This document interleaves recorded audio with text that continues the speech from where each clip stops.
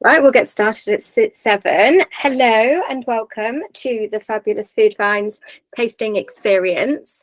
This goes alongside your summer tasting box, which I sent on Monday this week, first class. So I'm hoping everyone's got their box on time this week. I was not taking any chances.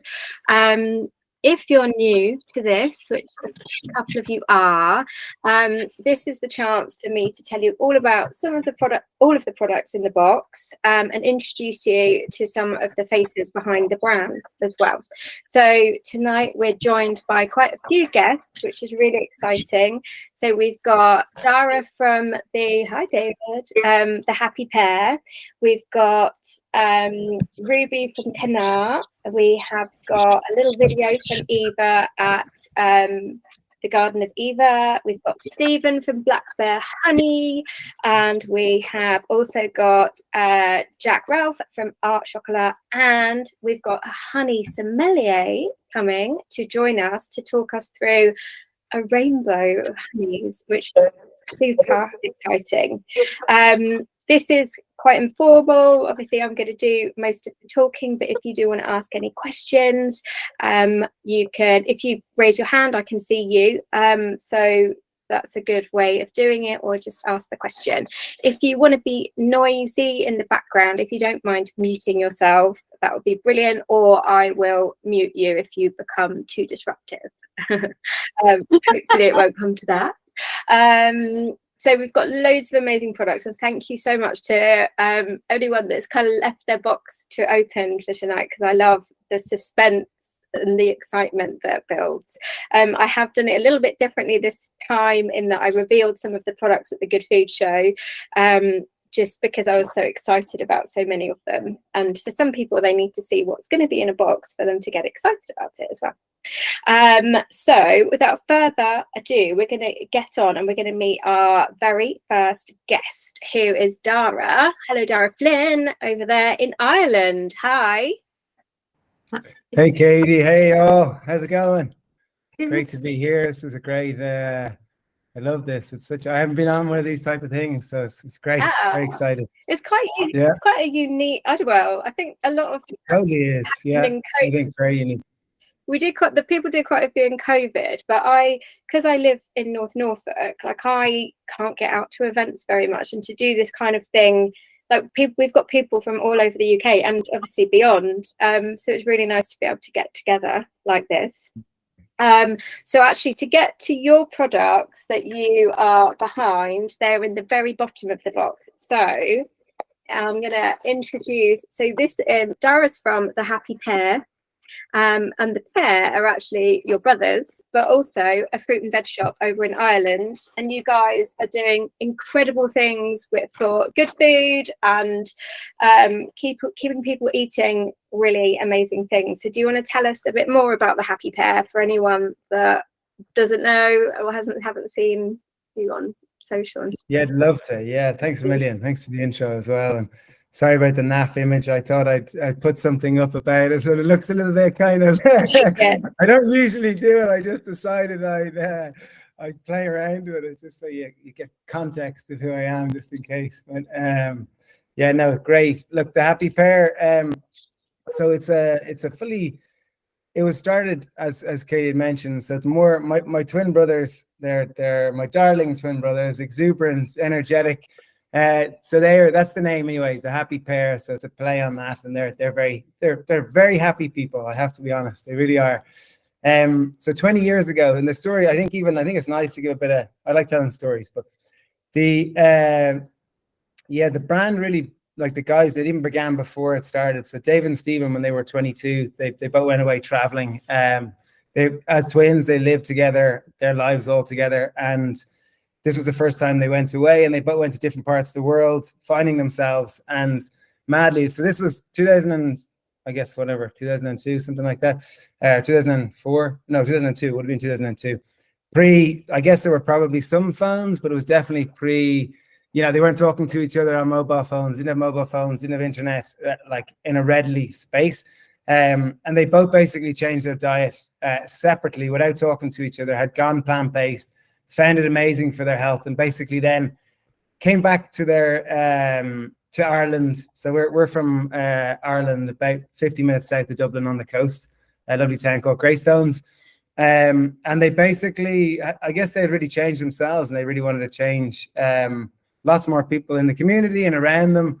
So they took over and they approached the local greengrocer and started out as a veg shop. And then I guess to kind of make it a bit more, at that time, the main customers were probably grannies coming in for cabbages, and it wasn't exactly going to change the world at that time. So they set up one of the first juice bars in Ireland, and that was to get young people in. And fast forward over time, I guess the business has grown in lots of ways. And so we started making granola to kind of bring it to these products in terms of it. So we were making granola for our own, so that the shop became a cafe as well, and they're both together in Greystones. And it basically, we started making granola and as one of the products in the cafe, and it was really, really popular, selling well. And I think it was David had just finished off, like the guys they don't necessarily always cook in the kitchen at the moment, but at that time they were cooking in the kitchen. David finished the shift, and a visitor from America came into the shop, and he basically was like, oh, guys, I love your granola, but I make granola back in America. I think it's way better. I'd love to make it with you. And so David basically kind of almost challenged David. I can make better granola. And Dave said, right, let's go into the kitchen. Let's make some granola. And his name was Jim. So that's if you see this product, you can see behind my head there. Yeah. Cool, Jim's. His name was Jim, right? And Jim literally, that was basically, so they made the first version of a better granola, and that literally, it has evolved over time, but that is literally the basis behind Cool Jim's granola. And I guess, within our products of our business, so we're fully plant-based. Everything we're right from the beginning, it's really been about, I guess like sustainable, trying to get as much local produce as we can. And we really care about the ingredients that go into our products. So like literally they're all kitchen cupboard ingredients. We're not looking, you won't find stuff on it that you can't. They're not science experiments or products that you don't understand. They're very much stuff you will, there are some like chicory root fiber I don't always have in my kitchen, let's say, but it is a more known ingredient in terms of it's not a real sciencey one in terms of it. I guess we have I could talk for hours here, but I know time is there's lots to go through and get into. So do you want to tell us a bit more about the flavors? So Jim's one is the cashew nuts and goji berries and seeds. Yeah, so Jim's one is more of a jumbo oat, and the difference between them in terms of like texture is Jim's is a jumbo oat, and then distinguishing, like I often find with granolas, two distinguishing things. Some people, and I guarantee you on the call tonight, some people love sultanas and some people hate sultanas. So if you're one of those people who love sultanas, Cool Jim's is definitely for you in terms of just that piece. But I do find with being out tasting with people is that some people just really don't like sultanas or things in it. So if that product if sultanas is not your bag, that might put you off a little bit from that. But in general, so the other piece with it really is we really focus on not having refined sugars in terms of our products. So yeah, we do use syrups, we do use, but we do try and focus on them being more healthier versions. So this one is sweetened with agave syrup. And then I guess notably it would have like goji berries, which are supposed to be good for living longer, apparently, from what they are in terms of it. But I guess that's the flavor profile. It's a bit more bigger out, a little bit. We find that people, some people really like that more loose granola in terms of it versus if you move on to, well, I don't know if we want to sample as we go. Is that yeah. Need to taste. Yeah. And this is the other one, Steve's Dreamy. So this one. Yeah. so the story of Steve's is, so like Jim's was out. It's the original, basically, and you can see in the picture there are two. So Steve and Dave decided they were going to make one themselves as a challenge for each other. They are pretty competitive people, and they like to try and compete against each other. But you've Steve's one in the box. So Steve's is definitely I think my favorite, because it's low sugar, high fiber. So within it, it's more clusters together and it's a bit clumpier. So they are basically like a porridge oat. So the jumbo oat is cut in half or in a few points. So it's a smaller oat, and as a result, it kind of clumps together. It is more crunchy with the clusters.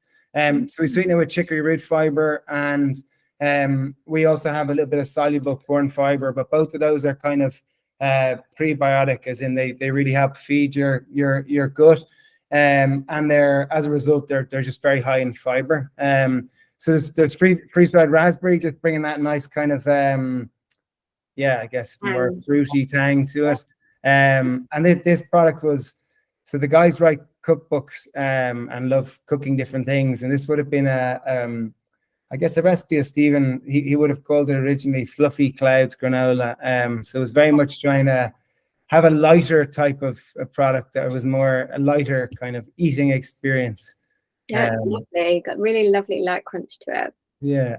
I quite like, there's a little nice little bit of saltiness to them as well, which is nice. It brings in a salt. I often find this brings out that flavor a little bit more. So yeah. And you guys do a huge range of products, don't you? It's not just granola. We've a broad range, and we're in Ireland, so largely our base is in Ireland. We're very excitingly starting to reach out into the UK and bring our products over towards you guys. They are, we're really working through that at the minute. So I think our plan is they will be available through independent stores over the coming literally week and weeks as we go, and we do plan to have them available.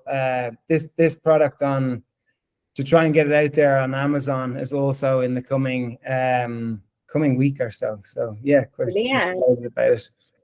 But I can keep everyone updated when it's available over here. If everyone falls in love with the Happy Pear, and if you don't follow them already on Instagram or YouTube, the content's brilliant. It's very, very happy, isn't it? And joyful and positive, really. Definitely. Dave and Steve are very lighthearted, and I guess the approach with it is we do kind of encourage a plant-based diet, but we're not about it's not about trying to convert anybody. It's really, the focus is really on trying to get people to eat more plants more of the time, and as a result, hopefully be healthier and happier. Really, that's the hope. The business really is about that. When I boil it down to 3 words or 3 kind of things, it's health, happiness, and kind of building community. That's what we're about. Oh, well, thank you so much for that brilliant introduction to the Happy Pear. And I think you'll have big fans going forward. So thank you so much for joining us. And we'll move on. We've got lots to taste. So amazing. Brilliant. Does anyone have any questions before Dara goes? Or are we going to say goodbye? No, that's good. We can always use the Facebook group. I can pass any on from anyone.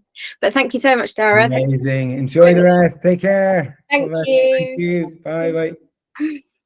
Amazing. So that was the granola from the Happy Pear, and a lady that's just started working with them in the UK to help them come over here. She had her first meeting with them a couple of weeks ago, and she said it was just so buzzy, high energy, and they were on the phone to Joe Wicks, and just they've got nearly 1 million followers on Instagram, so they have a really amazing following. Anyway, so that was the granola, the first one. We are going to be joined hopefully in a moment by the guy that made our chocolates. So what we'll do, we'll move on to our next product before he comes back. So where should we go? I'll tell you about these snacks. So they are from the Keto Elf. So I'm not one to try and push diets on you, but this lady, Priya, They taste really good as well, so I was happy to include them. She was trying to follow a keto diet, which is basically high fat, low carb, like high protein, and these are suitable if you're on the keto diet. So the majority of them is like seeds, so sunflower seeds, and you've also got flaxseed in there, which is super healthy for you. And then flavors, we've got onion, we've got garlic powder, basil, oregano, thyme, and black pepper. And then the cheesiness, they are vegan, but they've got nutritional yeast in them, so it's like I think that kind of tastes a bit cheesy without actually being dairy product. So I'll open these up. So they are like these little, what they call bread crackers, but they aren't actually flour in there. And they are super tasty, super good for you. Nice snack, or you could have them like sprinkled on salads, like that kind of thing. So that is the Keto Elf, and they're Italian, cheesy Italian keto crackers. Now I've just seen that Jack has joined us. Are you all right to put your camera on? Oh, yay, there he is. Hello. Have you got sound? You can unmute yourself. I don't know how to do it. Hello. There we go. Hello. Hi. So we have just discovered some granola from the Happy Pear, and we were just looking at those crackers because we just got in front of time. So thank you very much for joining us, guys. This is Jack Ralph from Art Chocolat, and he made these beautiful chocolates that are in the little blue box in your box. So if you haven't found your little blue box yet, grab that and have a little look inside, because he made these incredible chocolates. And can you tell us a bit about your chocolates, yourself? Why did you start making chocolates, and what makes your chocolates so special? Because obviously I know how special they are because I've tasted them, but good to know what goes into it from your side. Of course. Thank you, Katie. So hello everyone from Fabulous Food Finds. Hope you're all doing well. As Katie's already introduced me, my name is Jack from Art Chocolat, and we are a small artisan chocolate business focusing on very colourful, decorative and flavourful chocolates, as you can see in your box there. We decorate all of our chocolates. We have 24 flavours, and they're all decorated with coloured cocoa butter that we make ourselves. So thank you very much for holding that up, Katie, because I can see there now what flavours you have, because I may have forgotten when we sent them to Katie. Do you know what they are from? I know what they are. Yeah. Okay. Yeah. So just before we run through, I'll give you a quick background about Art Chocolat. So I started Art Chocolat by myself back in July 2019.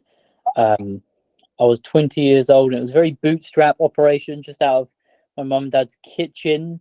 It was just me, a bowl, and a few molds, and it would be very kind of stereotypical bootstrap operation. Mum's trying to cook dinner, and I'm trying to temper chocolate, and I'm saying, "You get out of the way! You're making all this heat and ruining my chocolate." But eventually, we've grown step by step, and now we have a small team of chocolatiers, including myself. We have a professional kitchen, professional fulfillment unit as well, and we make everything from scratch, from the colors and all the fillings inside. So you'll have caramels in there, gels, gianduyas, ganaches, and we make everything ourselves by hand using the best possible ingredients we can find. So Katie, if you wouldn't mind just holding that box again, and I'll just run through what we've got inside this box. So I was going to say, if you want to taste along, feel free. But if you'd rather enjoy this chocolate moment at a later time, then you can do that as well. Because I know my daughter was just like, "Mummy, can I please try some? Can you just eat a tiny bit and I'll eat the rest?" We're fighting for chocolates in this house. So yeah, if you want to taste along, please do. But if not, then feel free to save them. So sorry. I could see Jim there's got none left. Jim already knows what I'm about to say. So if we're looking at Katie's screen, I'll start in the top left. a gold and deep red chocolate there. That is a pecan and molasses chocolate. This actually won us 3 stars at the Great Taste Awards 2 years ago, and also got us a Golden Fork nomination. So we have a milk chocolate shell layered with a molasses caramel, so a very deep brown sugar caramel, and a salted pecan crunchy gianduja. So we make a gianduja of pecans and caramel chocolate, combine it with feuilletine and some salt, and that gives us that bonbon there, which is absolutely beautiful, very rich, very deep, intense flavor notes there. And if you go up to the top right, we have probably our most crowd pleasing popular chocolate, the black, gold and blue looking one. That is our hazelnut popping candy. That is our oldest flavor. That's been on the menu the longest, and that is a hazelnut gianduja made with milk chocolate and hazelnuts from Piemonte, so the Piemonte region in Italy, which is widely regarded as having some of the nicest hazelnuts in the world. And we combine that with chopped hazelnuts, feuilletine, wafer, and popping candies to give you quite a playful twist on a classic flavor, hazelnut gianduja, but the popping candy really adds a nice textural upgrade, I think. But then you have a blue chocolate with black speckles, bottom left of Katie's screen. This is one for any of you with a particularly sweet tooth. This is caramelized vanilla, and it's a white chocolate shell with a caramelized vanilla caramel ganache. So a caramel ganache is kind of a hybrid between a caramel and a ganache, whereas a ganache you would traditionally make with chocolate and cream. We take out the cream and we make a caramel, which forms kind of that liquid emulsifying element of the ganache. So we've made a salted caramelized vanilla caramel, and then made a ganache as well with some caramel chocolate. So it's really a lot of caramel notes there, with vanilla coming through and a bit of salt. And then finally, in that box, you have a sort of rainbowy blue, yellow, purple looking chocolate. This is my personal favorite in the box. This is a yuzu dark chocolate caramel ganache. We have a 60% dark chocolate shell using Colombian cacao, and then we use the same cacao to make a yuzu caramel ganache. Similar sort of process again. We make a very light yuzu caramel. We don't caramelize any sugar because we want to keep as much yuzu flavor as possible, as much of that yuzu tang. And then we combine that with our dark chocolate to make a really smooth, silky, and quite tangy yuzu dark chocolate ganache. Can you tell us a bit more about yuzu? So yuzu, for anyone that doesn't know, it's becoming a little bit more known about a mainstream now. Yuzu is a Japanese citrus fruit, and it has quite a unique flavor profile. A lot of people try to say it's sort of a cross between a mandarin and a lemon, but it's just quite unique all by itself. It's very fragrant, and it really hits you straight away as soon as you have anything yuzu. You know it's yuzu if you've had yuzu before. We've got some later on some roasted sesame with yuzu as well, which I thought might be quite an interesting one. That's something you might want to experiment with as well. So they're really delicious. What is that, Katie? Roasted what is that? They are roasted sesame seeds. They're really special sesame seeds from Japan, and then they're roasted with some sugar and salt and yuzu, and they're new from Bowtree. I'll get some sent to you. So you can do some playing, but they make really amazing spices as well. So, but yeah, I thought it was nice to include 2 yuzu flavors, so we can kind of compare a little bit.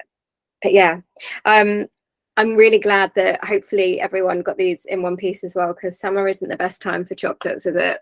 I can imagine you're struggling at the moment.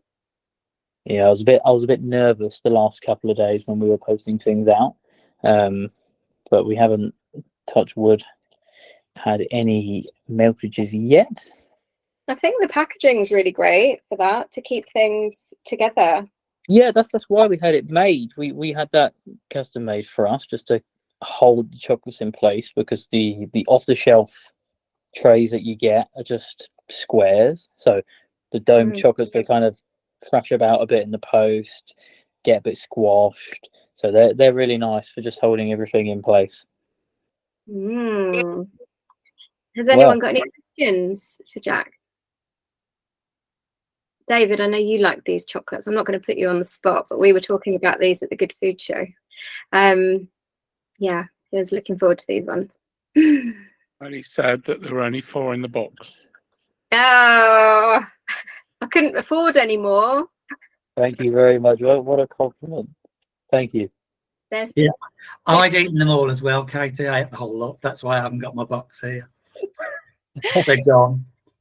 Oh, they're super special, really lovely chocolates. And yeah, what I was going to say, the other flavors that you do all sorts of flavors. It was really hard to pick. But what else is in your range? So, well, as I said, you've only tried 4, sorry, out of our 24 flavors. Put me on the spot now. I don't know if I'll be able to reel them all off. What are your go on? What's your current favorite? My current favorite. I'm a big fan of all the nut flavors. So we have about 6 or 7 nut flavors. Probably we have a hazelnut and caramel one at the moment, which is just really decadent and moreish. And within our flavors, we try to cater to all the different sort of, what do you call it, corners of your typical chocolate flavors. So we like to have some classic flavors and some a bit more unique, like the hazelnut popping candy, but just a little twist so we don't go too weird. So we have our sort of caramel ranges. We have our standard salted caramel, do a brown sugar caramel, caramels with dark chocolate, fruit caramels leaning into more of the fruity side now, blackcurrant caramel. We do a raspberry and vanilla one. We do a tropical style one. We have more fruity ones coming into more of a ganache side, such as the strawberry one we have. And then we lean mainly into the nut flavor side. So we have 4 different hazelnut flavors, for example. Hazelnut popping candy, hazelnut cookies, which is a similar gianduja, but with more of a biscuity kind of crunch. We do a smooth hazelnut gianduja and that hazelnut caramel one, as well as 2 pecan flavors and an almond flavor as well. Oh. And you're quite experimental as well. Like I've been watching some of your videos on Instagram, and we like literally come in the kitchen with you and watch you kind of try different flavor, like different ingredients. Yeah. That's it. So I like to play around with the flavors. Unfortunately, I've learned from experience that when I was designing our menus previously, we used to do a lot more experimental chefy stuff on our standard menu, which is great for foodies like us, but for the bulk of our customers that are just looking for a nice chocolate gift, I found they don't want something too out there. I once did salt and pepper flavor and black truffle smoked olive oil flavors, which got me excited, but it didn't necessarily get the core customer base excited. So we kept our core menu a bit more mainstream and simple now. Yeah. And then every month I do like a box of the month, I call it, where I do a few experiments just for kind of my own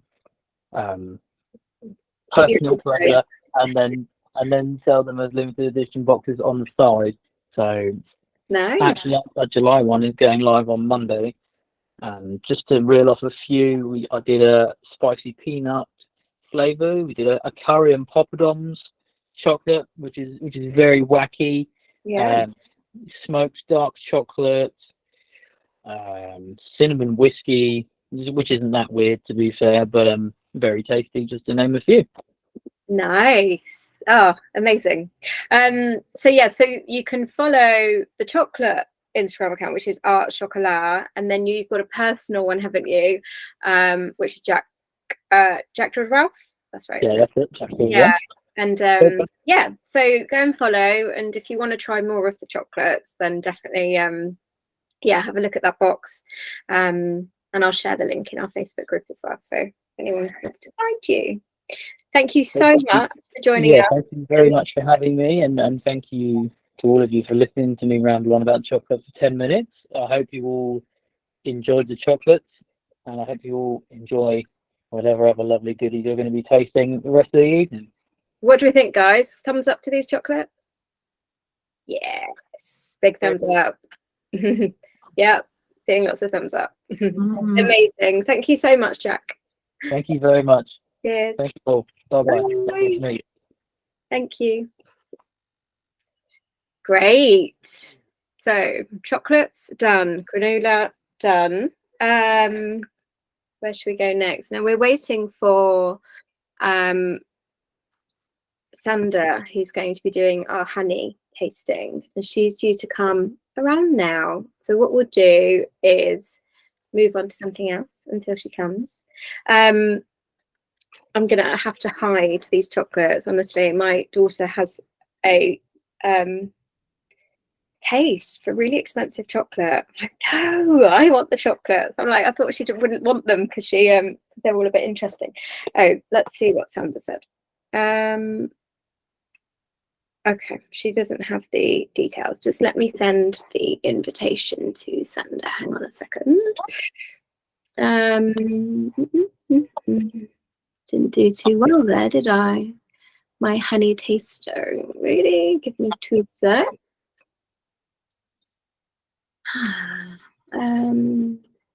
Get her invited. Thought I was doing so well.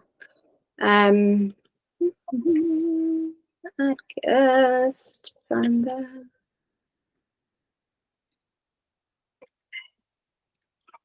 Then, right. Let me just tell her that I've done that.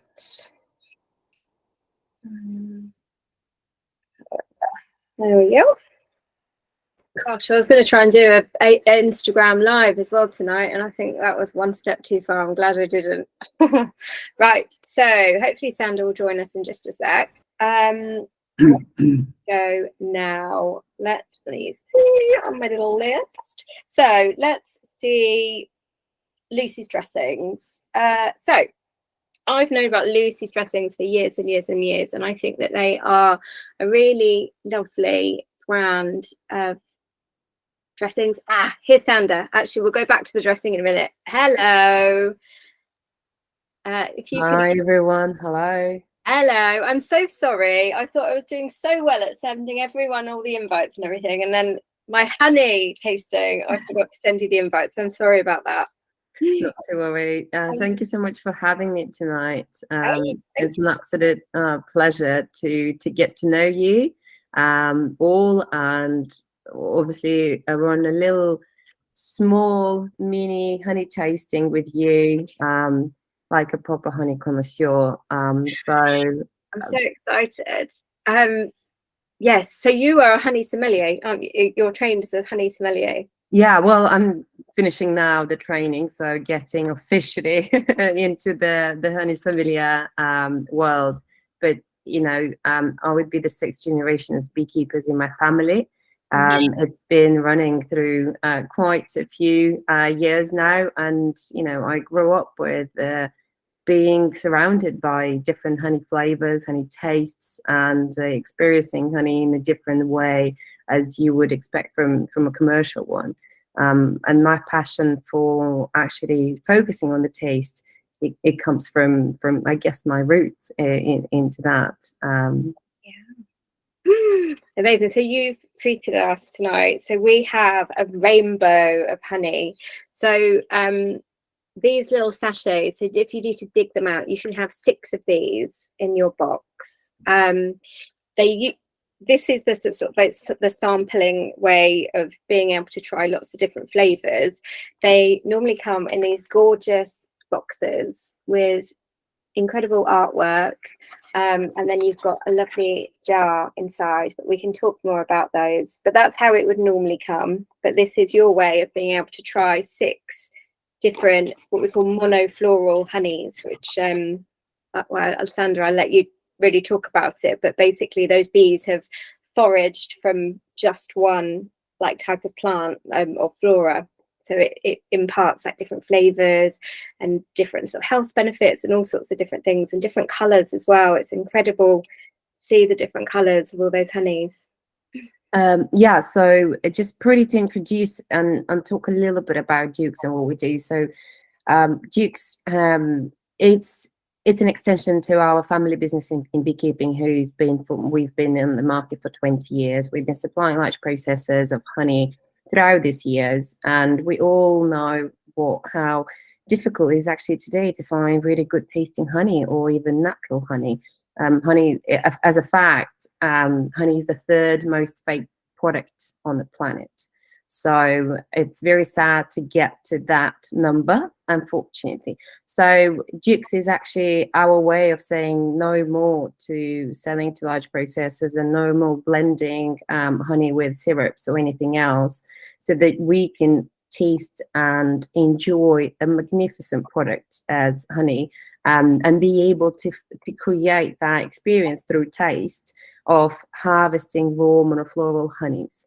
So how, probably your question would come out how bees will actually know how to go to one type of plant or another. So the way it goes, being able to harvest monofloral honey, it's something that very well experienced beekeepers can do.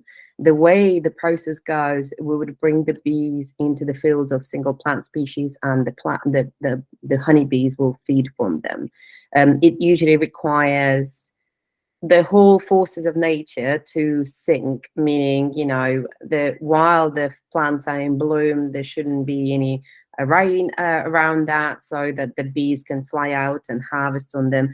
But of course, you can't control the entire thing. The fields have to be large enough for the for the bees to harvest from, and then beekeepers need to observe literally on a daily basis, the travels the honeybees make, and when is the exact time when they have to take them out of the fields to be able to harvest this beautiful monofloral honey, which is predominantly single plant species pollen that the bees collected.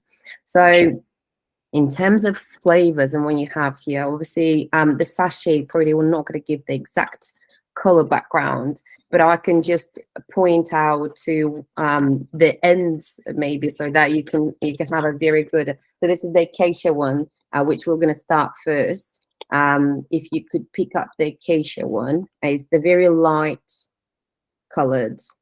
Now, I'm going to suggest if you grab a cup, then you'll be able to stand, once you've had a little taste, you'll be able to stand these back up in there, so it doesn't make it super sticky. Oh yeah, that's a good suggestion. Yeah, thank you. That's all right. I was just thinking through how do we make this not too messy. Yeah, just be able to eat them again. Honestly, I've had this honey in my house, and me and Jamie are just absolute honey fiends now. Thank you. Thank you so much. We do take a lot of pride in the time we spend in harvesting this, because as you perhaps can understand, it's very time consuming. That's one, but the second, it requires a specific craft and knowledge for the beekeeper to be able to harvest them and to create that taste that you can experience today with me. So if everyone managed to grab, oh, I love how your acacia one just literally like. You might think I've done this before. Yeah.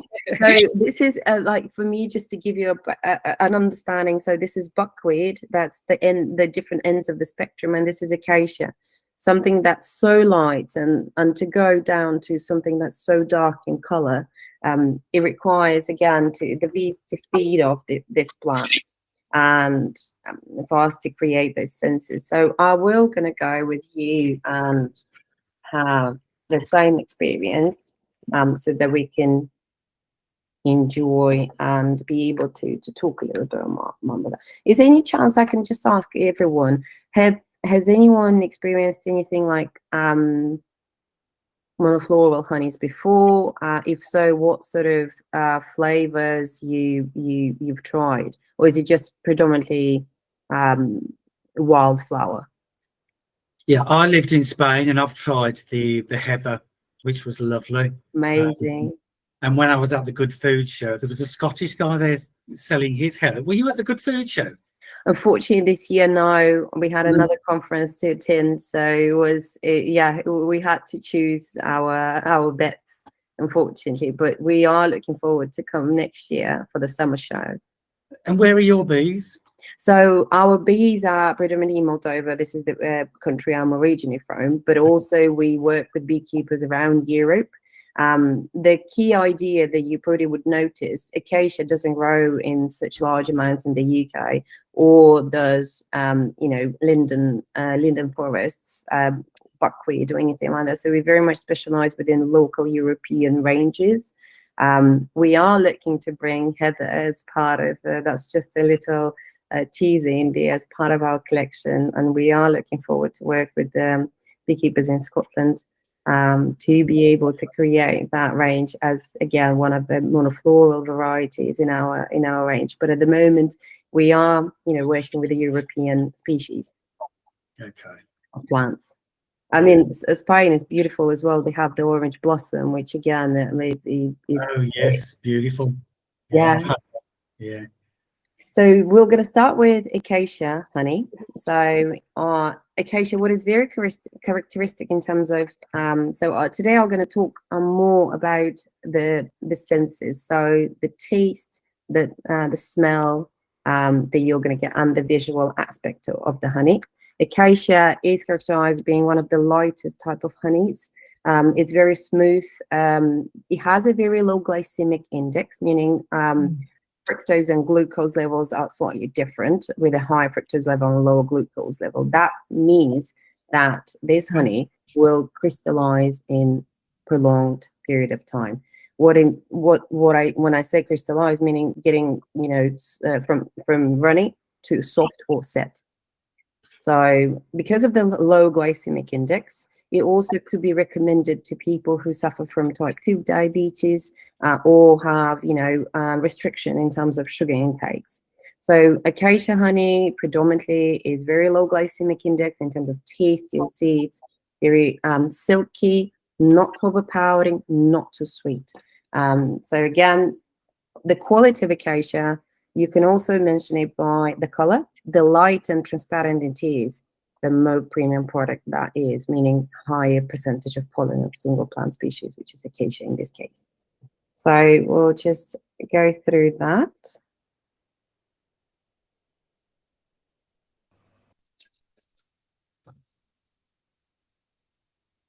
So what everyone could feel is that little, tingly, slightly tingly taste, but it's very silky, very light, not overpowering, floral, beautiful notes in the.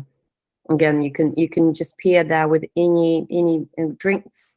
You can pair that with your cheeses. If anyone loves cheeses around here, this is a perfect complement to cheese board, and a perfect complement to pairing with perhaps into your salad dressing if you don't want to overpower that. Again, you have this very light, smooth, silky, as well as slightly florally notes in there. So this is definitely one of the lightest honey varieties you can try. The next one we're going to go ahead with, it would be the rapeseed honey. I did have a few tastings, and people would expect it to have same sort of experience with like a rapeseed oil. Not at all like that. This is a very beautiful. Thank you, Katie. Yeah, that's one of the. That's the box. Now, and interestingly, all our images actually come from the actual fields where the honey is harvested. So we commissioned a illustrator, and we took pictures of the fields where we harvest them, and she created this amazing imagery for you to get into those fields and experience with us the products. So next one being rapeseed. What you would expect to see in rapeseed honey is set honey by definition. So rapeseed honey, within the 72 hours after extraction, it starts the process of crystallization. So it's one of the fastest crystallizing, honeys that we see on the market in others. But because of that, it makes it very interesting and difficult to package. If the beekeeper would extract it way too early, it will start the process of fermentation. So I have some nodding heads in there. It's a very difficult, if you were to say what the test in beekeeping could be, maybe the extraction of rapeseed could be the one that will tell how good the beekeeper could be. Because I was going to say we've got a nodding head. So Stephen is joining us because he has made a gorgeous product with honey as well, but he is a beekeeper. So you'll have to connect after this. So I think he... Absolutely. I won't take your time, but I was nodding because I literally today, so I extracted about, I don't know, 50 kilos of honey and put it into my separation tank just to let it sort of like settle. Problem is I left it, as you just said, sounded too long. And I went in today and it had just completely crystallized. So I'm actually getting a huge spoon and trying to dig it out and put it in buckets.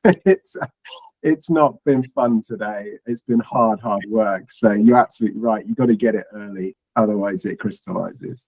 yeah, it's literally one of the most difficult honeys to pack, because you the moment and the timing, it has to be perfect, but also from the beekeeper when they extract it, when it's way too early. You know, the process of dehumifying honey, which is natural when the bees do it within the hives, and then cap it. If it's not right timing for you to extract it, again, you'll have the same. It will basically start the process of fermentation. So another tricky one. So rapeseed, from beekeeping perspective, is very difficult to harvest, but when it comes to taste, you would notice this. So I'll try now, and then we're going to discuss this on that. So on your box, it says it's buttery in colour and texture. And I think that's so true, isn't it? That kind of lovely, it is almost buttery. Absolutely. So yeah, I'm going to actually show you how it looks into a pot. You see that? It's literally like set honey. And when you scoop it, it's almost like butter, and it's very silky. It's very easy actually to scoop it, because the fine crystals that the rapeseed has, it gives that butterness to it, an easy spreadable sort of experience on any. There are some honeys that would be very like large crystals. When they set, it becomes very hard to even like scoop it. But this one is absolutely beautiful, natural one. Because there's also a process in beekeeping where they whip honey so that you can break those crystals and make it smooth again, but this is a natural one. So when you try it, it has this buttery notes, literally melts down almost like a fudge. Is it anyone? Fudge? Yeah, fudgy. Absolutely brilliant to be able to have it on your bread, on toast in the morning. Again, beautiful with cheeses, harder cheeses. So one of the collections of perhaps pecorino or parmigiano reggiano, if you like, you know, cheese boards and things like that. But characteristic to it, it definitely has to be very light in color, and it has to be set. So if it's a runny, you know, and I'm not sure if that's a rapeseed honey, if it's a runny honey, because it almost, you can't get it as a runny one. So the next one we're going to move to, it's linden honey. To be honest, I think linden honey is definitely one of the underdogs. In mainland Europe, it's been used usually for coughs and recommended for that. But it's one of the most unusual tasting honeys to me, for sure. In terms of flavor, it's very punchy. You would have this explosion of flavor. It's like fresh wood, slightly like woody, citrusy, in that sense. So you'll have like when you're going to experience it, it'll just explosion in your mouth, and then when you're going to try it out, it will have tickling down your throat as well. So that's a very typical characteristic to a linden honey. If we were to say, you know, wildflower, you don't know the origin, if you have that explosion in your mouth within this like specifically sort of fresh floral intense flavor, and then slight tickle down your throat, then there's definitely a high concentration of linden. And it's linden flower now is blooming, so we are actually back on our April. We are literally almost finishing off the linden harvesting, and again, it's very aromatic. If I am, it's I hope, let me see if you can smell that as well. But it has a very, very characteristic in terms of smell and taste. Yeah, it has this citrusy, florally, but a very intense flavor to it. Let me just see how we can, if everyone can try that as well. But I would probably ask you to try it just slightly more, so you can feel that punch, straight punch of it.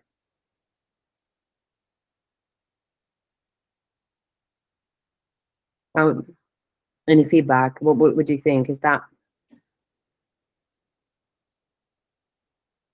I love it. I'll give you feedback. I mean, with linden honey, what we recommend is soft cheeses. You could, interestingly, we associate it as Chardonnay of Honey World. Is that sort of smooth, very floral, very aromatic. If I am to associate with the wine, it's very aromatic. It's that floriness to it, and that has acidity, slight acidity at the end.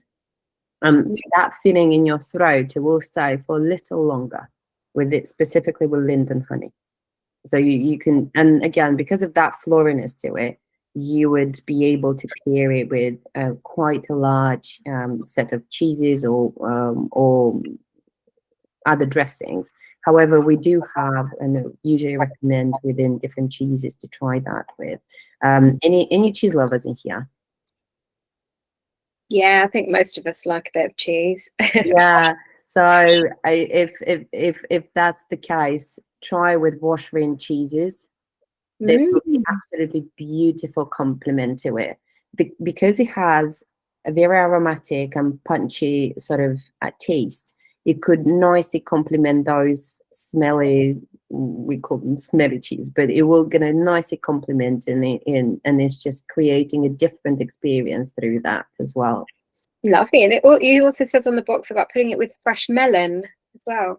Yeah, you can. It's quite interesting how, I don't know if you tried ever to combine fruits with honey, but melon, a brie melon and linden could be absolutely delightful to try, even with a little ham or any prosciutto.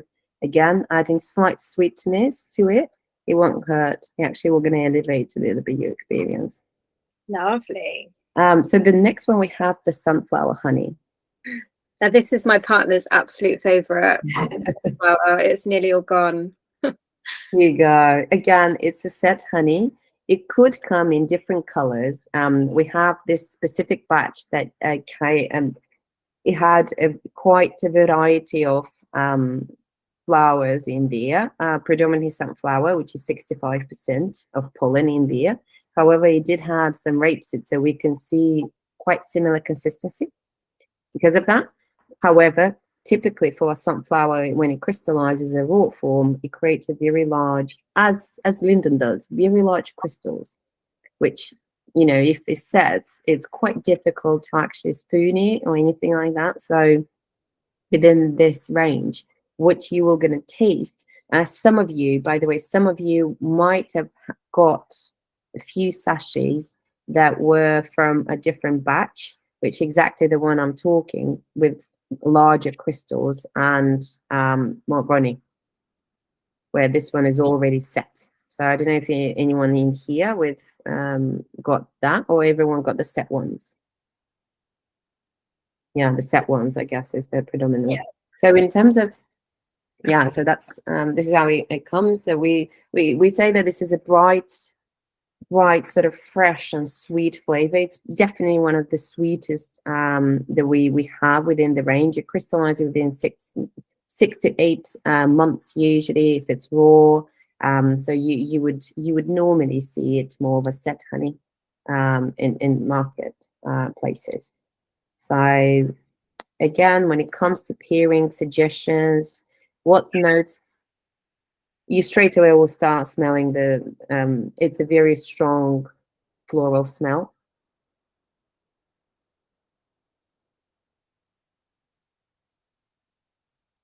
and it's like caramelly a bit if we're trying it. Very smooth, very silky. That's why very bright. We actually, when we taste it, it's like almost like tasting the sun, tasting the sunflower. It's that feeling of sweet but smooth experience with it. This is going to be a perfect addition again to your to toast or any other cheeses.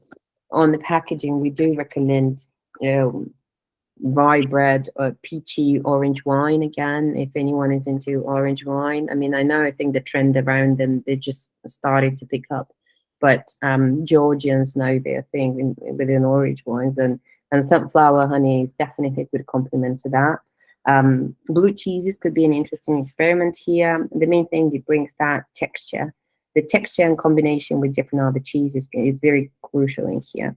We would recommend majority of the honeys to go, the set ones to go with hard cheeses or semi-hard ones. So this would again be a very nice complement. But funny enough, within our audience, this is the kids' most favorite honey. Don't know why, but it is just one of those things. I guess it's just easy to spread, and it has this lovely florally notes and tastes. The next one we're going to try is the sage honey. So in terms of how it looks, if you were to have a great amount, is that almost burgundy color, ruby, that red.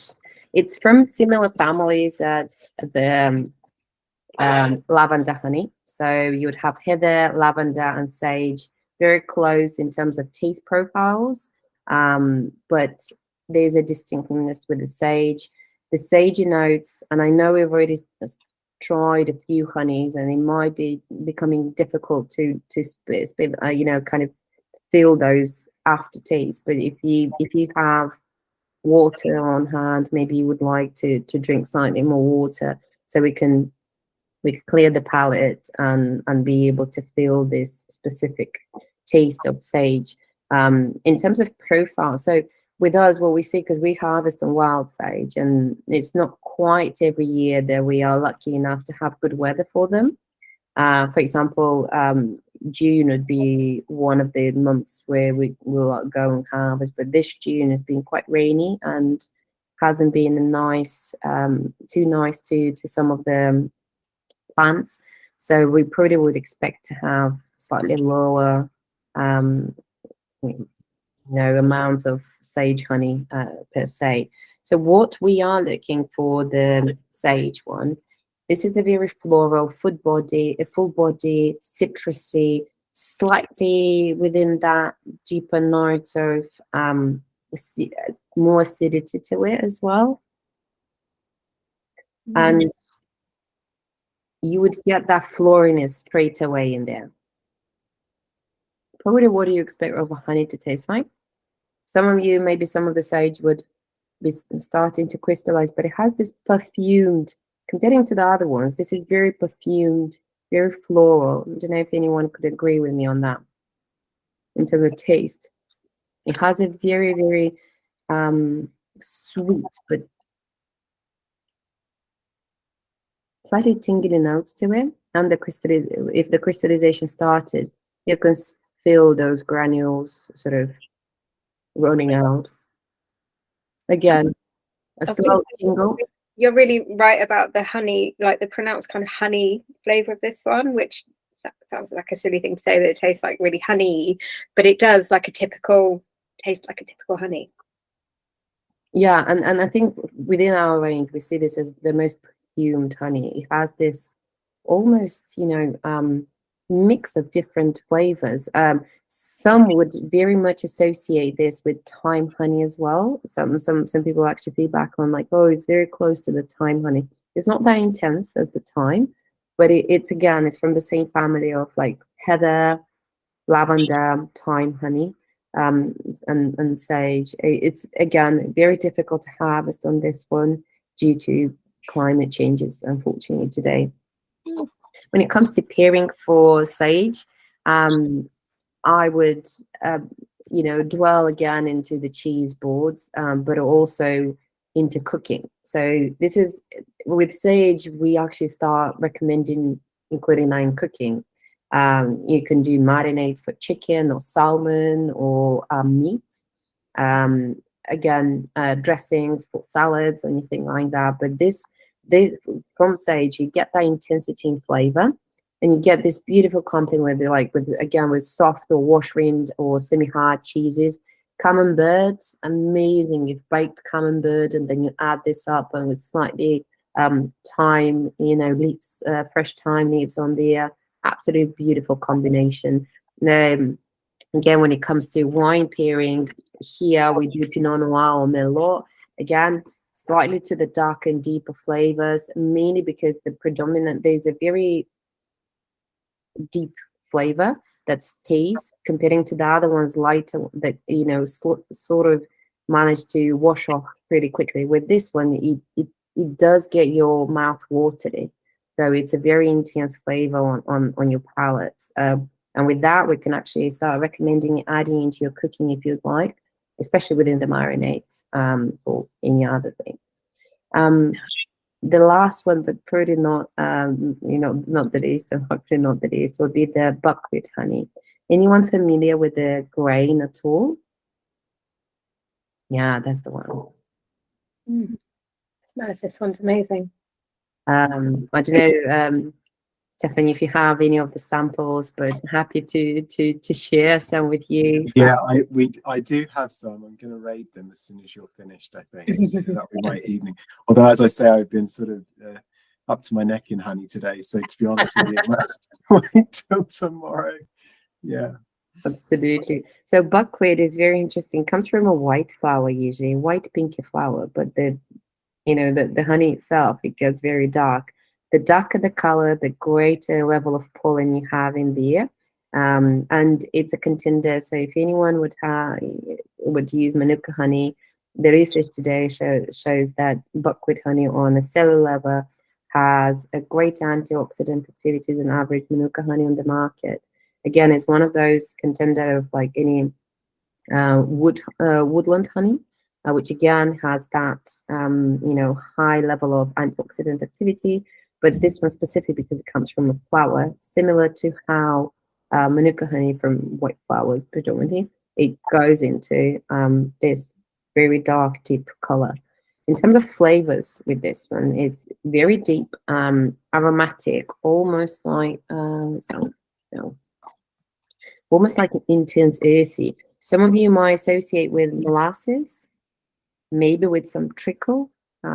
I think it tastes a bit like my mum used to give me malt extract when I was little, and it's really malty. Love that.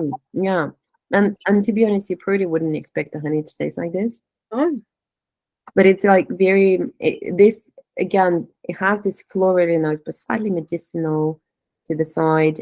Depending on if it starts the process of crystallization already, it loses that coffee notes. But as soon as it's very fresh, you'll have this coffee notes in there, slightly chocolatey. So in terms of pairing, this would be perfect for any mold cheeses, and it completely will change the way you would experience that. Because it has this caramelly taste to it.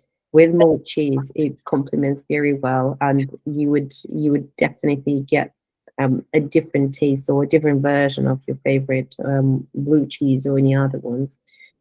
So again, from a health perspective, this has a great antioxidant activity. Majority of honey does, but certain monofloral types we see completely different activity within the body and the way it's absorbed, and nutrients and vitamins on that one. Again, buckwheat, great for actually using in cooking. We've done some market tries with slow cooked briskets and then glazed in buckwheat honey. Interesting, the taste is maintained even at the heat.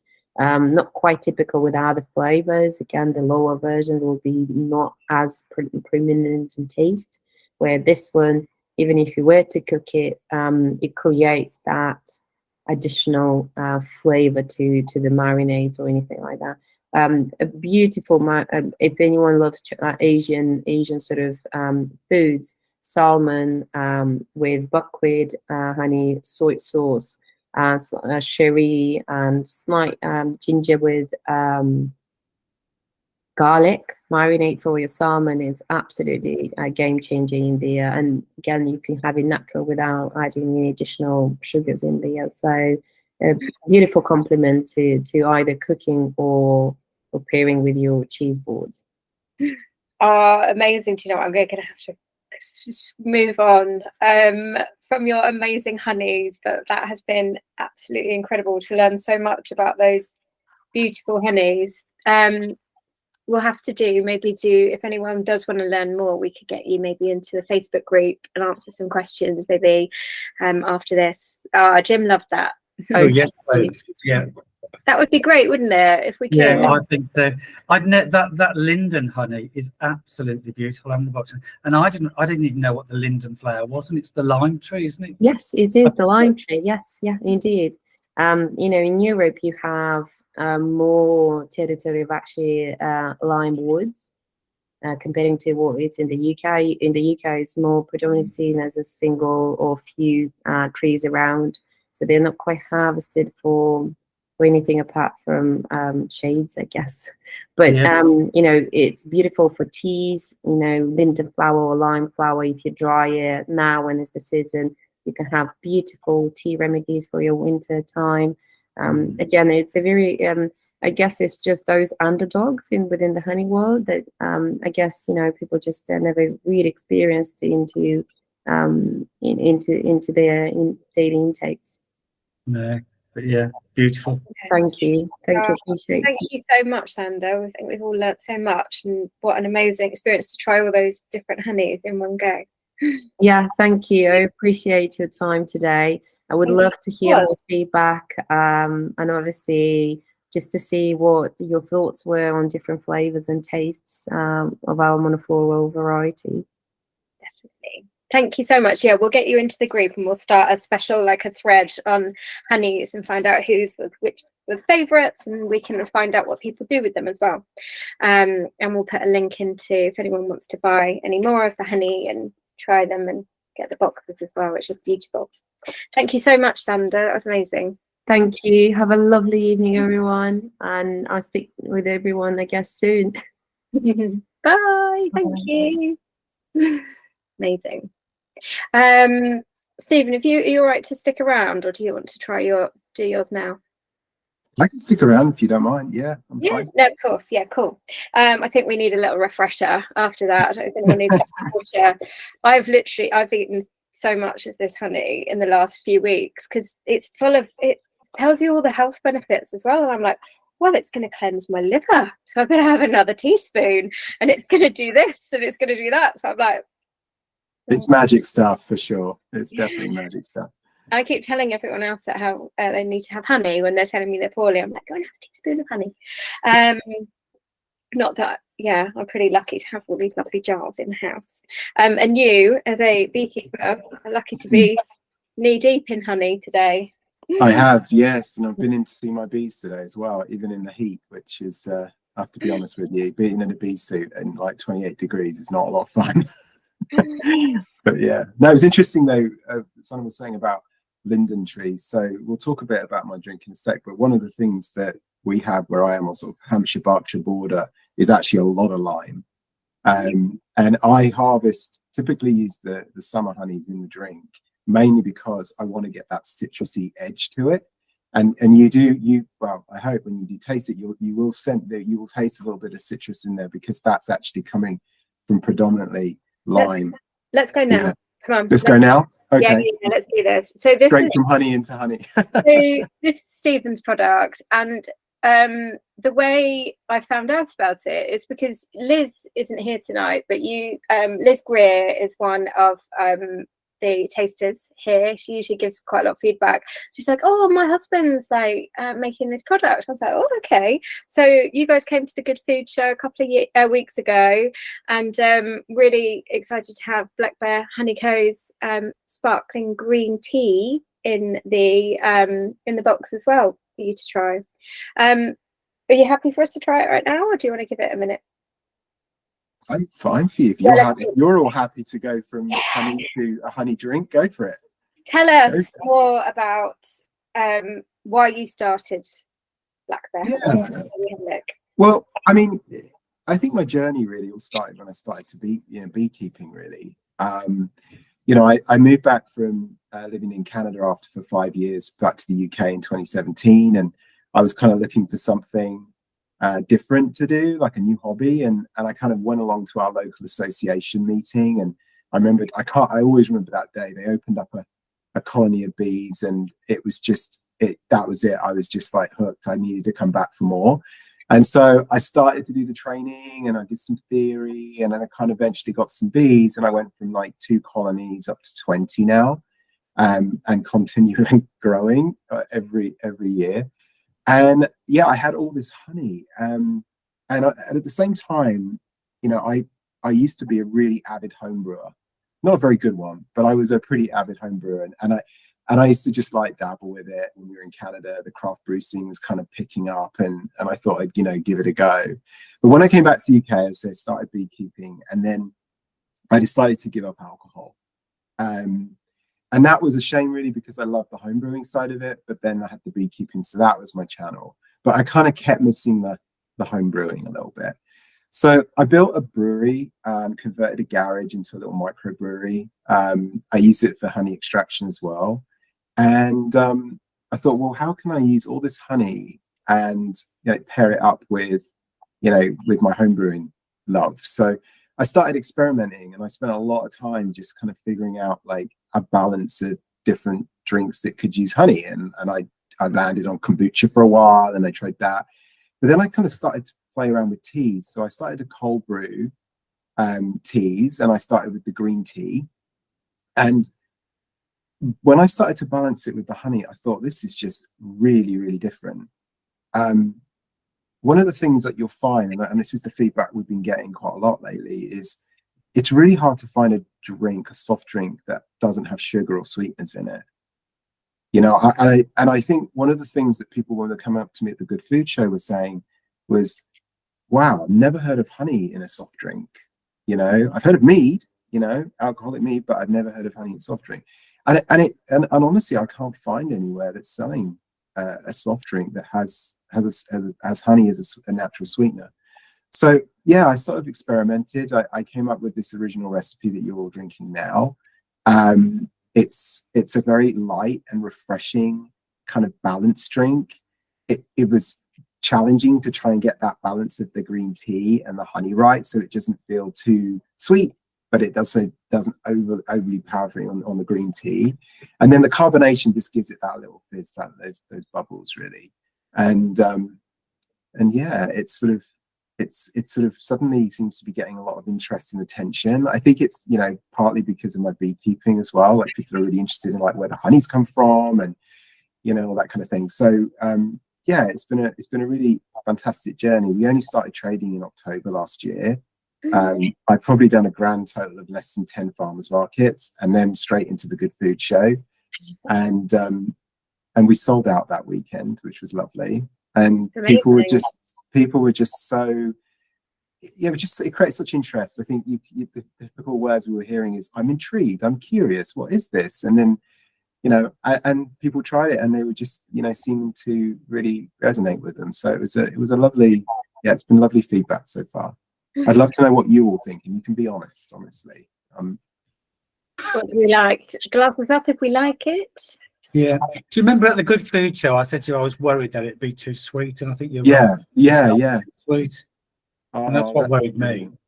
Yeah, that's brilliant, because it is a tough one, because the lime that Sandra was talking about, lime, there's also a lot of horse chestnut, and there's bramble, there's blackberry in there. A lot of that can sometimes create quite a sweet sort of summer honey, a little bit sweeter than I think the spring honey. So it is quite challenging to try and get that balance right, because you want that natural sweetness, but you don't want it to be cloying. You don't want it to sort of like stay with you for too long. You want to go back to it. You want it to be quite drink it more. And people have said it's quite moorish, which is a nice thing. Yeah, very refreshing as well.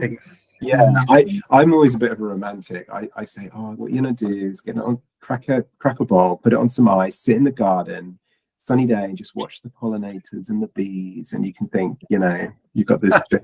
It's just nice to have something without the sugar, though. Really, I think that was a lot of people can buy, and people are more health conscious naturally, and they're thinking about avoiding sugars and sort of artificial sweeteners and stuff. And I think that having that in a drink is a little bit different.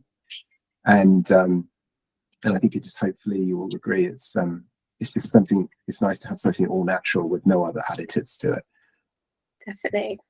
I also like that it's not another kombucha as well, because that's, very popular, but Yeah, it can be not to everyone's taste, and the whole, it can, you can't drink loads of it either.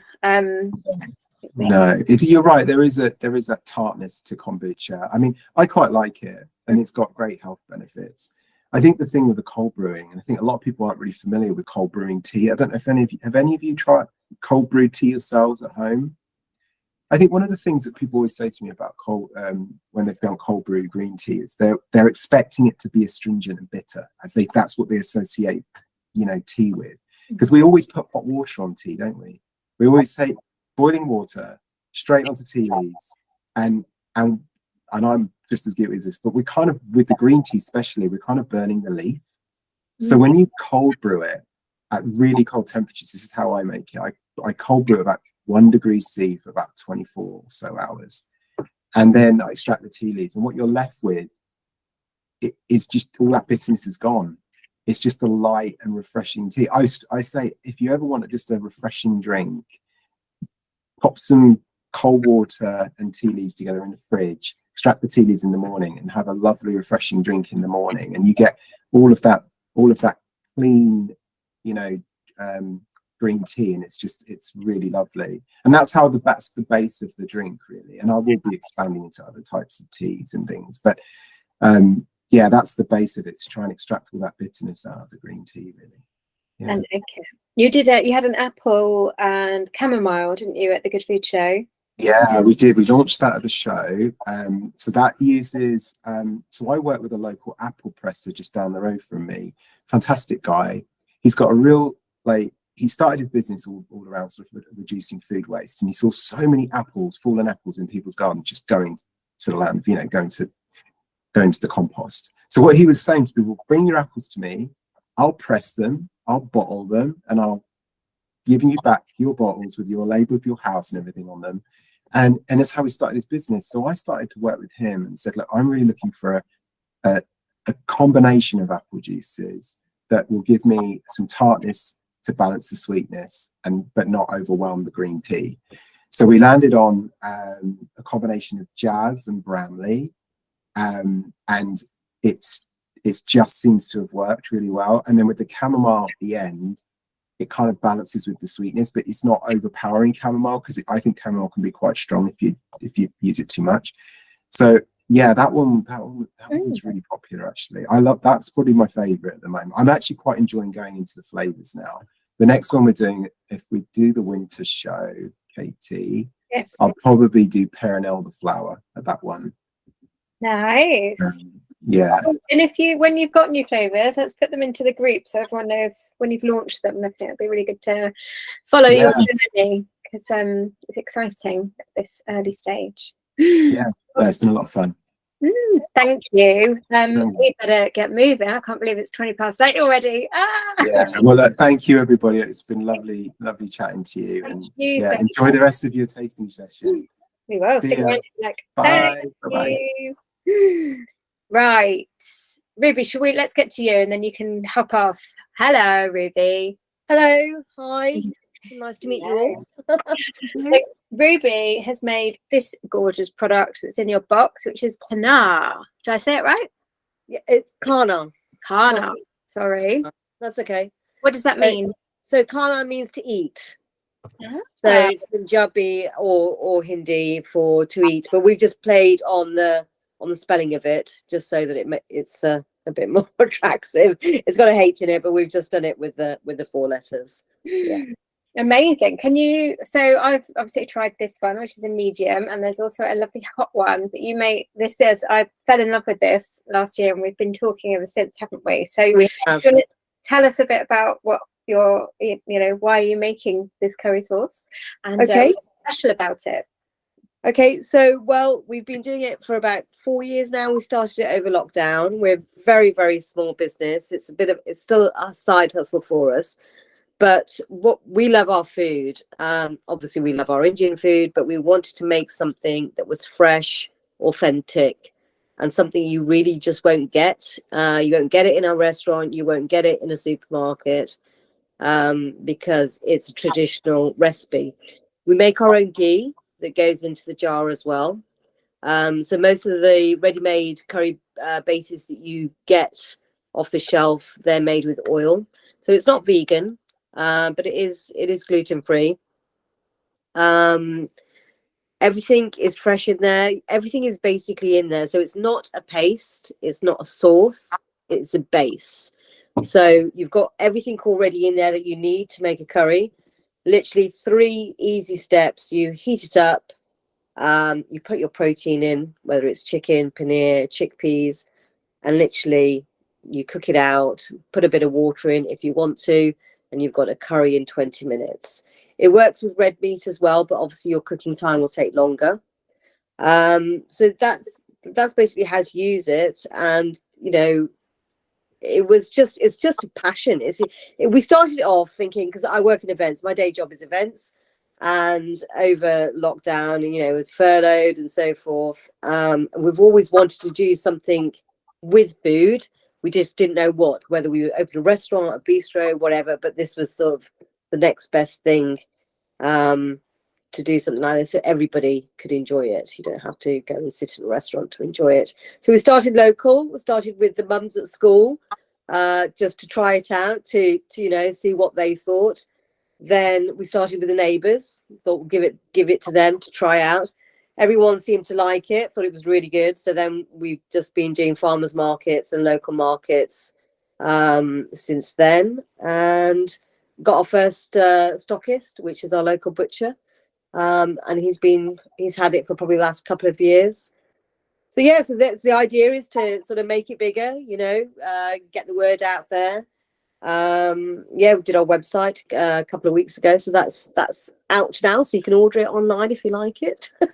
That was our deal, wasn't it? I said I'll put it in the box Yes. if you've got the website sorted, and everyone can buy it if they want to afterwards. So Yeah, gave me a little bit of a deadline there, didn't I? I'm like, get your website sorted. you did, and that was a good push. It was a good push for me to get it out, because the day that I launched it, I got 3 orders. So you know, it was definitely a thumbs up. I think being able to like order things just easily and not having to like well, not in a bad way, but have to interact with anyone to place that order is quite a key thing, isn't it? You don't want to have to faff around and just want to order something, which is great that you can do it on the website. Absolutely. And I mean, it's got no sugar in it either, and it's got no red chili powder. So we only use fresh green chilies in our sauces, and we cook small batches. So that's why you get the authentic taste. We only cook 30 jars at a time. So it is very small production at the moment. And the recipe is basically taken from my mum and my mother-in-law, and we put our own twist on it. So, you know, it is a very traditional recipe. I think it's lovely. I think it tastes just like a restaurant quality curry at home, really. I love Thank it. you. Yeah, well, I hope you will like it once you all taste it. I can see Kath, you're tasting it from the jar there. I've done the same. Love it. But you can use it in so many different ways as well. Some of my customers will put coconut milk in it. I mean, you've got the medium in your hamper there, but we also do a hot. People put it in pasta as well. You can put it in a toasty too. Yes. You know, I make sausage rolls with them, which I'm going to be doing tomorrow actually. So literally you get some pork mince, put a couple of big tablespoons of the base in there, mix it all up, and then you've got a really tasty sausage roll. Oh yeah, like the sound of it. So there's lots of ways to use it. Brilliant. Well, we are running out of time, so what we'll do is get you again. We'll put a thread into the Facebook group, and if anyone, when they make their curry, you take a picture, then we can kind of give you some more ideas of what people do with it. See if we can That'd be get fantastic. Yeah, great. Amazing. Thank you for the opportunity. Thank you so much for joining us as well. Thanks. Amazing. Okay. Thanks, Bye-bye. Ruby. Bye.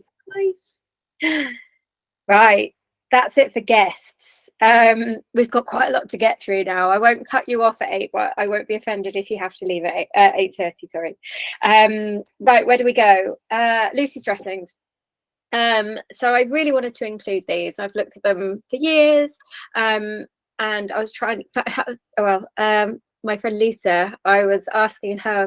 She came to visit recently, and I was like, "What flavour should we have?" And I thought about Caesar, because I keep seeing Caesar dressings everywhere. And then they had like a caper and lemon, and I do lean towards Asian flavours quite a lot. But this one, ginger and sesame. And I asked the actual makers as well of this, and they agreed that this one was a good one. So the idea is that they're reduced fat. Although this still is, because my partner's doing low fat diet at the moment, it still is 38% fat. So it isn't low fat, but I think for a dressing, it's lower fat. And it's also low in sugar. So probably on your first taste, you'll kind of, we're so used to quite a lot of sweet things, especially after all that honey, that this will probably taste quite tangy. So you can use this on salad, put it into noodles, use it as a marinade. Any kind of, like a slaw, you could put it into that. It's got rice vinegar, lime juice, then a few different rapeseed oils, soy sauce, toasted sesame oil, garlic, a little bit of sugar, and then red chili as well. So I thought this one would be really versatile.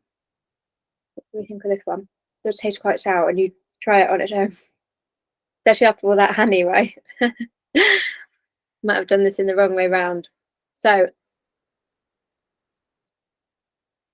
anyway, I do love the ginger and the sesame flavour, and I thought having some sesame in there, because we've got the sesame seeds to try as well, would be a nice kind of contrast of flavours there.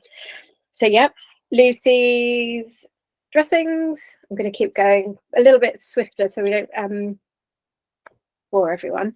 Lucy's dressings. What's next? So Garden of Eva. Super excited about this one.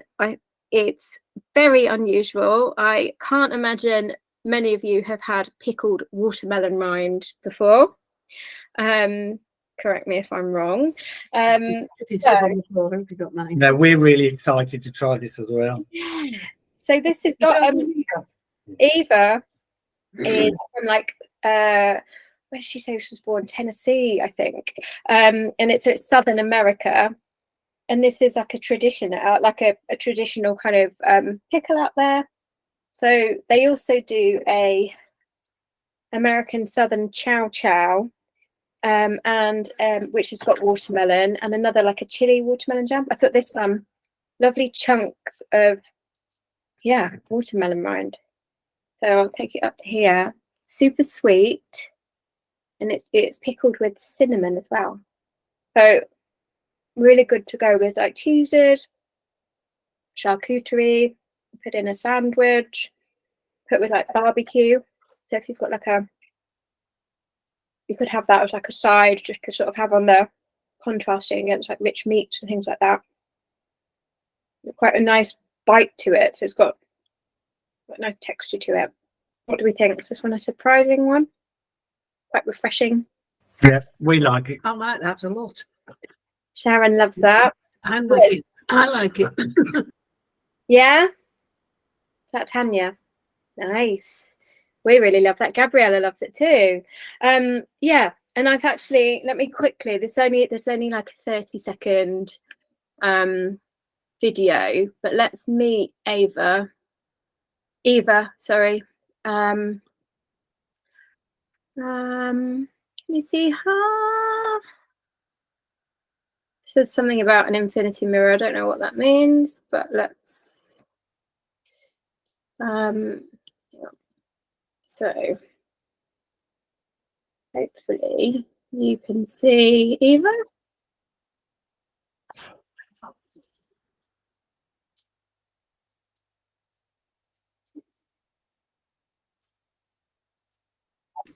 I can't hear the sound, Katie. We can't hear anything.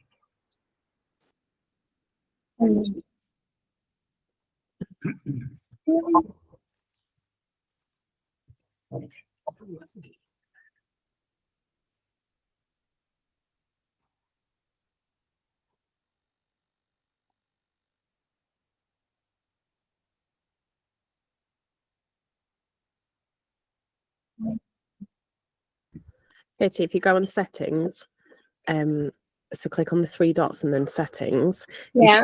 and then unclick noise cancellation. It's just Google Meet is really, really good at blocking out background noise. Right. Thank you, Gabby. My IT assistant is on the call tonight. Hang on. She's really sweet. So let me get her back. Hang on. Do you know what? In my panic, do you know what I'll do? I'm going to put it into the. I'll put it into the Facebook group, and you can meet her there.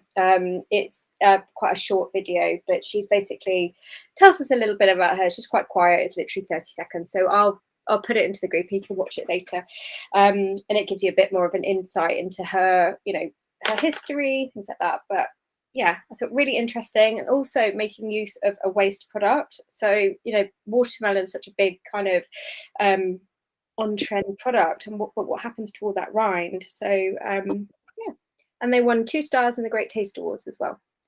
So yeah, Garden of Eva. Right, another one. Where did we get to? Right, so this summer box, I don't know if I really got on the summer theme, but at least I did include a barbecue jam. So this is from Ross and Ross, and we have had a product from them before. It was the barbecue salt, which I think was not last summer, the summer before. And this is their mild barbecue jam. So it's sweet chili and lime.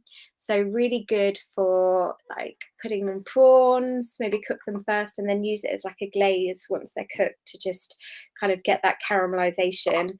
Really good on chicken as well. So they say mildly spiced citrus glaze or condiment for seafood and chicken. It's got a bit of orange oil in there, a bit of garlic, lemon, chili, sugar and lime. But yeah, that's your barbecue jam. But a nice little, either a condiment or a glaze for the barbecue. There we go. Nice limey flavoured. Yum. Cool. So that's Ross and Ross. And if Ross and Ross were two friends who had a catering business in the Cotswolds, they also do lots of really innovative, delicious flavours. They split. So one Ross did the catering and the other Ross does the products now. But they, yeah, their whole thing is quite interesting. They do like bacon curing kits and things like that. So yeah. Ross and Ross, that's a barbecue jam. I'm really interested. I haven't tried it with prawns yet, but I might try that this Saturday actually. So anyone else experimenting, you'll have to feed back what you think about those. Mum, you can bring the prawns if you like, and I'll provide the jam. Right. So okay, where are we now? What haven't we done? Sesame seeds, star of the Good Food Show this year, and my blooming pain point, and the reason why I had to send your parcels first class and spend an extra £50 on postage was because I sold them out of these sesame seeds at the Good Food Show because everyone loved them. And I was supposed to collect them there. Because he sold so many, I couldn't take them home with me. And then he didn't get them to me on time because he'd run out of tins. And I had to wait on Monday like a little meerkat with all the boxes ready, just waiting for these little sesame seeds. But it all worked out fine in the end. So some of you have tried these. Oh my God, they're so good, aren't they? Yeah, Gabriella just said, those are literally insane, obsessed. So if you haven't smelt them yet, you've got to smell them. So, they toasty, caramelly kind of salty flavors. So have a taste of those. I think they smell like caramelized popcorn. But these are from Japan, and they are a yellow sesame seed from Ishikawa in Japan. So it's one of the best places known for sesame seeds. Now they're roasted with salt and sugar and yuzu. So that flavor that was, it might be my new obsession. They are mine as well. We had I did like a honey soy chicken the other day. We'd barbecued some chicken legs, and then I put that in honey and soy and just had that with plain rice and these sprinkled on top. And it just kind of just lifted the whole thing. It was just so delicious.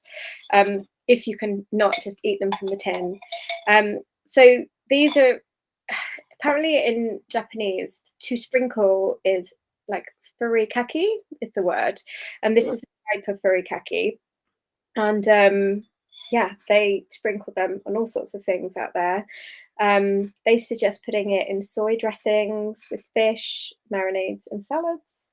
And the tasting notes are nutty pine from the sesame seeds, bright tart, so that's that lovely sherbety, tangy yuzu flavour, and then fresh sea, which I guess is the sea salt, and that kind of lovely flavour, and then umami, which is the savoury taste. I'm gonna have to try these as well. Obviously have had a few, but I think they were worth waiting for, right? They're lovely. Beautiful. At the Good Food Show, I put them in all of my mystery tastings, and they were definitely lots of oohs and ahs, but really delicious. So Bowtree, I know lots of you who are regular subscribers from the start, I've put a few of their products into the box, like their royal cinnamon, which was that incredible sweet cinnamon. They go around the world to find the very best spices they can. So if I ever, want the best of the best spices, I'll go to them. And I absolutely love the tins, lovely little metal tins. They look really lovely with the different colours and things on them. And their peppercorns are the absolute best pepper you'll get. It's like it's their farm over in Cambodia in Kampot, and that is known as it's like the champagne. What champagne is to wine, their pepper is to the Kampot pepper is to peppercorns. So yeah, that was a good one. Usually roasted sesame seeds, and I really want your ideas of what you're going to do with that as well, because I mean, eat them out of the pot. But someone actually, a baker at the Good Food Show, said that they'd put it in like a cake, like with tahini. So where you've got like sesame in a cake, and then sprinkle those on top. I can imagine being really nice, that kind of sweet savoury thing going on. Right, so what we've got everything. We've done the granola, we've had the chocolate, we've had the honey tasting, we've tried the watermelon rind, the keto alpha snacks. I didn't give her too much time, but hopefully you like those. I know they went down quite quickly in certain people's households. We've had Ross and Ross's barbecue jam. We've had the lovely cold brew sparkling tea from Stephen, Black Bear Honey Co. And I love that it's kind of come from being in the group and sort of encouraging him to grow his business, which is really nice. And we've had the Bowtree sesame seeds. One more. So this is Be Truth. I think it's a play on words. So be truthful.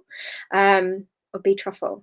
So this is a truffle brand from Italy that are kind of creating this new brand to make truffles more accessible and a bit more fun, because a lot of the brands you'll see, a lot of the branding for truffles is quite sort of that traditional kind of Italian, quite stuffy sort of branding. This is the black truffle sauce. So I do love the packaging on these. It's quite fun. The guy's digging for truffles. So open that up. If you have a look inside, have a good sniff. If you don't like truffle, you probably won't like this, because that is a powerful truffle flavour. So these are black truffles in here. It could be summer or winter truffles, which are apparently the summer ones are from north of Rome, and the winter ones are north of Turin. And then these are blended with mushrooms, some olive oil, and then they've got added kind of vegetable broth in there, so there's sort of like a savouriness to it. But this great, stirred into like as a pasta sauce. If you want to put it into like a burger, just on a you know, like a layer of it into lovely sandwiches with mozzarella and things like that. Maybe stir it into risotto. But these are a lovely new brand. They also do like a truffle ketchup. There's a bee truffle sauce, which is almost like a Mary Rose kind of like burger sauce with some truffle flavour as well. But they've not quite launched in the UK, so this is like a new well, a first really for you, because they're not quite available over here, but should be soon in like little retailers and things. But Italian brand, and just trying to get truffles out there to more people. And that was the other thing about the Happy Pear. They're not available in the UK quite yet. So this was like a little sneak taste before they are available here, before you can actually officially get your hands on them. So nice little sneaky taste. And I think that's everything. And I'm only 11 minutes over. So what do we think of those? Have we got some favourites? Anyone want to? Love the sesame seeds. You do. Maybe they can go on those prawns as well, Kate. Good idea. Sesame seeds. I'll see lots of sesame seeds shaking. Oh, you've got loads. Okay, watermelon rind from David. Sesame and the chocolates. Oh, definitely the chocolates. Thank you, Jim. You like the sesame seeds. Like the chocolate. Sorry I couldn't give you any more chocolates. Oh, the black bear honey. Yeah. Oh, what was it? You like the dressing, Kerry? Got you there. What did you like, Jay? Yes. And the sesame seeds. They're going really well together, won't they? It was a tea I liked. Yeah. Drink, yeah. And I'm looking forward to having this one in my salad tomorrow.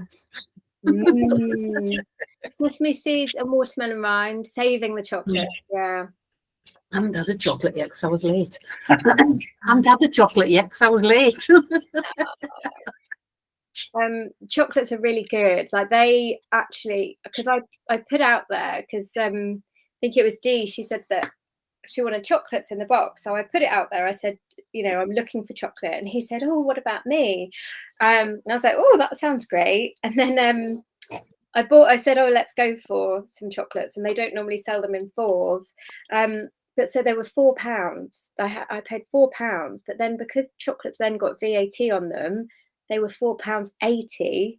So it's quite a lot to spend on one product for the box. So I couldn't. And chocolate, it's going through crazy times at the moment. I think I mentioned it on the last call that the price of like cocoa has gone up like 200% in the last like 6 months. So really expensive for them to make it. So actually I felt quite good about supporting the business, and he's obviously doing really cool things. He's got like 250,000 followers, I think, on Instagram. So I suppose he's probably doing all right anyway, but nice to find new chocolate makers anyway. And I really love them, and I have to fight them off. I have to fight Lottie off them, so she doesn't steal them from me. Cool. Anyone else got anything to ask or say about any of those products? And I love the cheesy snacks. I ate them before we even opened the boxes, as soon as it came in the post. I don't know where to get them from. Oh yeah, I'll put all the links onto the website and into the Facebook group. Sesame and chocolates, let's have a look. Sesame and chocolate, watermelon rind, saving the chocolates. I like the Botry, sesame, yuzu, the keto snacks. I'm going to use the curry tomorrow night, and the ginger and sesame dressing. Yay! Great. Cool. Good. Hopefully a nice little mix for you. Already got lots of people wanting to share their products with you for the next box. So yeah, that'll be September. But I need to work out the dates right, because I put too many things into my calendar over the last 2 weeks, so I'm a little bit frazzled. I decided I've been working on the Independent Hotel Show Awards, and I hosted a judging day in London a couple of days ago. So I've been changing, my world is sort of looking at all these lovely hotels, which has been really nice and interesting. So yeah, I'll be sharing more about lovely hotels, and hopefully I'll get some invites as well. And the Good Food Show obviously was a couple of weeks ago.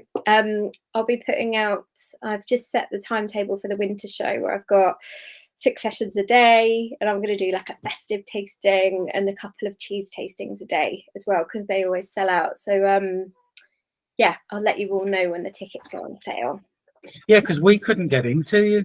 You'd sold out completely at this point. Yeah, yeah, they do. You need to get in there pretty quick, I think.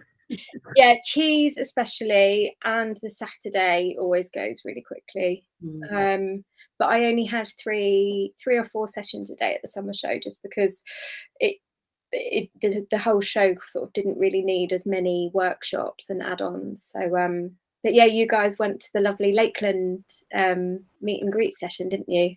Yeah, the VIP Joe sorted that out. That was lovely. Tried. We parked straight in the building, walked through a little doorway. It was lovely. Perfect. Sounds like it was a good deal as well. It was, I think it was nice to see all the honey, you know, all the honey people that were there. Yeah. Did you see that guy there?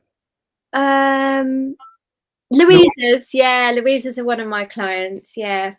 Do you know, I found this guy's better. He's a Scottish guy. I tried his, and his is absolutely lovely. Oh, he's not mine actually, but I don't. He had a great show. I don't know if he'll be back that one. There was lots of different people there, which was nice. Yeah. I think this lady would like to come. Oh yeah, yeah. I'll try and help you. Absolutely. Brilliant. Well, thank you so much, everyone. And if you can do, you know, put anything into the Facebook group to share, if you do anything with the products, it's always really good to know, and give feedback as well. And yeah, tell your friends about the box if you think anyone would like it. I think I did a £5 credit thing if anyone would like to do that and you want to refer a friend. I think I can't remember if I turned it on or not. I'm not very good at marketing my own things. I'm good at telling people about other people's products, but maybe not so much mine. So yeah, but thank you. And then anytime you want anything, just email me. It's just I'm always happy to help. Oh, that was lovely. Thanks. That was my first one. I've enjoyed myself. Yeah, good. Not scary. Kath and Tanya, did you come to the show? Oh, I've lost her. Kath and Tanya usually come to every day of the show, and I didn't see them this year. Oh, they were. Well, yeah, we did come. Oh, did you see me? Every time we passed, you wasn't there. Ah, We kept missing you. oh. We knew you'd been there because we kept seeing your sessions that were advertised, but yeah, we didn't see you this year because we couldn't work out first where you were, and then when we saw where you were, we kept missing when you were on because you weren't there as much. But yeah, we had a nice time, and we went quite a bit to the garden as well because it was nice. A couple of days, so we had to look outside and things. But yeah, we had a good time, didn't we? Very. Well, next time, make sure you come and find me. Get someone to come and find me. We shall indeed. We will be there in November. Good. Perfect. All right. Well, thank you very much, everyone. And